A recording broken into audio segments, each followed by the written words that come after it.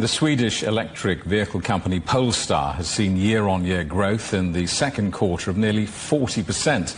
Sales have increased more than 50% for the first half of this year. Juliet Mann spoke to Polestar CEO Michael Lohscheller. Well, first of all, our sales is up 51% in the first 6 months of the year. That obviously is a very strong signal that we are doing the right things. I would say two important things are happening. First, the launch of our new cars, Polestar 3 and Polestar 4, is very well accepted in the market. And secondly, maybe even more important, we have added a lot of more retail locations, and that is driving the sales. So we think this is a good endorsement and shows we are doing the right things. How much of this, though, is about the competition or the Elon factor, if you want? I wonder to what extent that all the beef between Tesla's Musk and President Trump is affecting the broader EV conversation. Look, first of all, automotive industry is one of the most competitive industry in the world, right? So as we are growing, we conquest a lot of customers from other brands.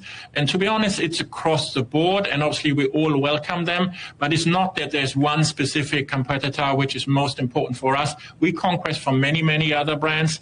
And that's good because it's a competitive industry. And that's very good for consumers at the end of the day.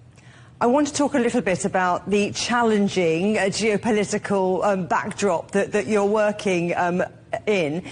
Those global trade tensions spell trouble for your sector in particular. Just how is Polestar affected by American import tariffs, and what are you doing about it? Yeah, first of all, if we look at Polestar as a global company, we are in 28 different markets. 76% of our sales are actually in Europe and only 8 in the US. So Europe is of highest importance. But to your point on the US, which obviously is an important market for us, the way forward is to localize production. And we use actually a Volvo plant in South Carolina to produce a Polestar 3. We have announced just last week that we will localize the next Polestar here in Europe. So long story short, localization is the way forward in an environment where you have uncertainty about tariffs, supply chain challenges. So the more you can localize, the better it is for the company, but also for consumers. Is that a shift in your strategy, that it was very Europe-focused, or do you think you've accelerated that part of the plan because of what's happening? No, I would say the localization strategy was already set up before I came, especially in the US. But now with a strong demand in Europe, we want to accelerate this. And yes, that was the driver also for the investment, the very important investment decision to produce the next Polestar here in Europe, because it makes things much, much easier from a supply chain perspective, from a freight perspective, but also from a tariff perspective, right? Now, you are a Swedish brand owned by China's Geely, and I do want to talk about China's bulging electric car market.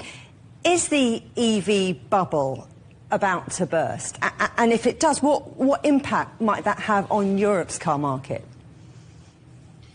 Well, first of all, as you say, we are a Swedish brand, and we're also perceived very much as a Swedish brand because we have this wonderful Scandinavian design.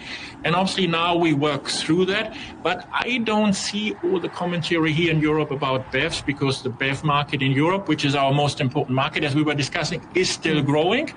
And I think we will also see further growth in other regions. So I am optimistic that there will be further growth. Is it linear in the way we were expecting a couple of years ago? No. But I do expect further growth on the BEV side of the business. So you're talking about further growth in battery and operated electric vehicles. But can we have too much growth? I mean, there's a lot of chatter about oversupply, particularly in Asian markets. Yeah, well, obviously the industry is competitive, and it certainly takes some time that customers get used to it.